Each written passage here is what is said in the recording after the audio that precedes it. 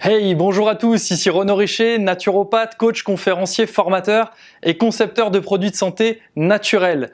Aujourd'hui, j'ai envie de revenir vers vous suite à une petite remarque que m'a fait un de mes auditeurs au travers de ma chaîne YouTube qui m'a fait prendre conscience d'une chose où j'avais déjà réfléchi à ce sujet et puis finalement c'était un petit peu sorti de mon champ de conscience et il me paraît extrêmement important de vous le partager dans le cadre de cette série vidéo sur comment devenir naturopathe et surtout comment choisir son école et sa formation pour réellement en faire quelque chose après. Donc juste avant de vous en dire plus, si vous n'êtes pas encore abonné à la chaîne YouTube, pensez à le faire et surtout appuyez sur la cloche grise si vous voulez être prévenu des prochaines vidéos. Vous êtes nombreux à me demander pourquoi vous n'êtes pas prévenu, c'est tout simple, c'est pour ça, donc faites-le maintenant, vous serez tranquille. Surtout si vous cherchez une école de naturopathie ou une formation en naturopathie, n'oubliez pas également que vous pouvez vous inscrire pour recevoir sous la vidéo les 5 questions indispensables à se poser avant de s'inscrire dans n'importe quelle école pour éviter de faire un choix que vous regretterez ensuite. N'oubliez pas que vous pouvez décider beaucoup de choses de ce que vous allez faire avec votre argent lorsqu'il est encore dans votre poche. Lorsque vous l'avez mis dans la mauvaise école ou dans la mauvaise formation et que vous découvrez que ça vous correspond plus, il est difficile d'envisager quoi que ce soit avec cet argent qui est déjà sorti. Donc autant vous poser les bonnes questions lorsqu'il est encore dans votre poche. Voilà, donc allons-y pour cette petite remarque qui m'a amené à une réflexion que j'avais eue il y a des années et que j'ai envie d'avoir avec vous aujourd'hui parce que pour moi, c'est vraiment quelque chose d'important quand on se pose cette question d'étudier la naturopathie et tous ces domaines-là et qu'on veut en faire son métier après tout. Donc c'est vraiment une question importante. La question c'est plutôt une remarque que m'a fait cette personne de dire souvent la plupart des formateurs finalement ce sont des gens qui se recyclent dans la formation pour former les suivants tout simplement parce qu'ils n'arrivent pas à vivre de leur métier et que plutôt que de continuer à forcer pour en vivre et à faire des heures pas possibles, à se détruire la santé et à limite ne pas pouvoir utiliser la naturopathie pour soi-même tellement ils manquent de vitalité à la fin et tellement ils sont stressés et au bout de leur capacité corporelle de pousser pour gagner leur vie, et ben en fait ils se retournent vers la formation pour facturer d'une autre façon leur savoir. C'est un fait, c'est vrai, j'ai rencontré beaucoup de gens qui sont tombés dans la formation parce qu'en fait ils n'ont pas eu le choix.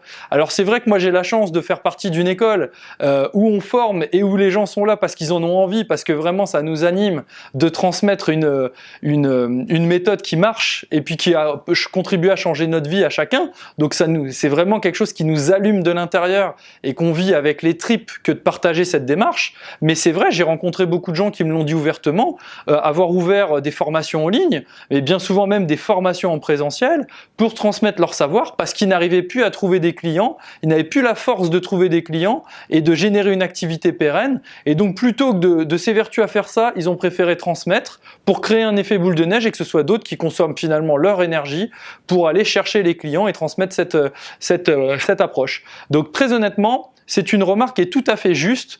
Par contre, je pense qu'il ne faut surtout pas vouloir généraliser et il ne faut pour autant pas dire que tous les formateurs sont des vieux débris qui n'ont pas réussi à exercer. Et voilà.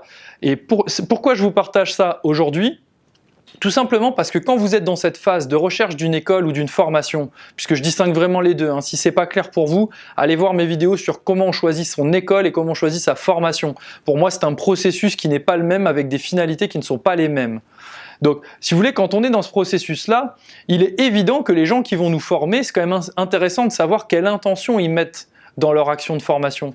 Si c'est une intention de venir prendre nos sous, parce qu'ils n'arrivent pas à gagner leur vie par ailleurs, c'est pas pareil que si c'est l'intention de nous transmettre quelque chose qui a vraiment changé leur vie. Moi, j'ai souvent des personnes qui me disent « c'est impressionnant quand on parle, on a l'impression que ça bouillonne là-dedans, on a l'impression que même si des fois tu peux faire une phrase compliquée, finalement c'est devenu simple parce qu'on sent ton enthousiasme. » Et ça, c'est important. Et vous avez le droit de demander qui sont vos formateurs lorsque vous allez vous inscrire dans une école, même avant. Vous avez le droit de dire qui sont les formateurs, qu'est-ce qu'ils ont fait, est-ce que je peux parler avec eux, etc. Tout ça, c'est vraiment très très très important. Donc, choisir son école, choisir sa formation, c'est aussi savoir et conscientiser qui sont les formateurs. Et effectivement, s'ils sont là parce qu'ils viennent faire des sous et qu'en fait, ils n'ont jamais réussi à développer leur activité ou bien qu'ils n'y arrivaient plus au moment de devenir formateurs, c'est intéressant de le savoir. C'est pas pour autant des mauvais formateurs. Il y a des gens qui savent très bien transmettre, mais qui savent très mal exécuter. Et ça, c'est OK. Il y a des philosophes qui sont capables de philosopher sur la vie. Par contre, quand on regarde ce qu'ils font chez eux, ils n'ont jamais vécu ce qu'ils expliquent aux autres. Et c'est pas pour autant que leur réflexion n'est pas valable. Donc je pense qu'aujourd'hui, il faut vraiment se concentrer sur qui sont les formateurs et est-ce que c'est d'accord avec vous, est-ce que leur histoire, est-ce que ce qu'ils ont à vous transmettre, la façon dont ils font, les mots qu'ils emploient, l'enthousiasme qu'ils mettent dans la chose, peu importe la raison de départ finalement, est-ce que c'est OK pour vous? À partir du moment où c'est OK pour vous et que vous avez enquêté là-dessus, vous avez fait votre premier travail de naturopathe et de futur naturopathe qui est le pragmatisme et l'observation des faits. Pour observer les faits, il faut accepter de les voir, il faut poser des questions. Et c'est vraiment important de se demander qui seront mes formateurs et est-ce qu'ils sont là parce qu'ils n'ont pas le choix ou est-ce qu'ils sont là parce que vraiment ils ont envie de tout donner pour moi. Et ça, c'est extrêmement important puisque vous allez très facilement mimétiser ce que font vos formateurs si c'est des gens qui doutent de ce qu'ils enseignent parce qu'eux-mêmes n'ont pas su en vivre ou qu'eux-mêmes n'ont pas su obtenir des résultats. Ils vont vous transmettre ce doute.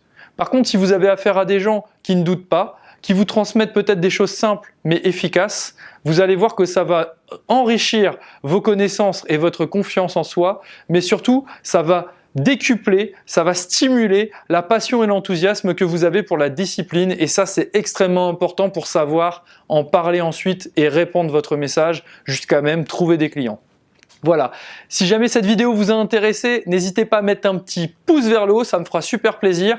N'hésitez pas à commenter, à me dire un petit peu où vous en êtes, si vous avez déjà pris contact avec des formateurs, si vous avez eu par le passé une mauvaise expérience due à un formateur et à l'histoire qu'il avait qui ne correspondait pas à ce que vous recherchiez, puisque je pense que chaque personne a quelque chose à apporter à quelqu'un quelque part. Par contre, peut-être que c'était pas fait pour vous et que vous auriez aimé quelqu'un, comme je vous le dis maintenant, vous partage cette information de vraiment focaliser sur qui sera votre formateur.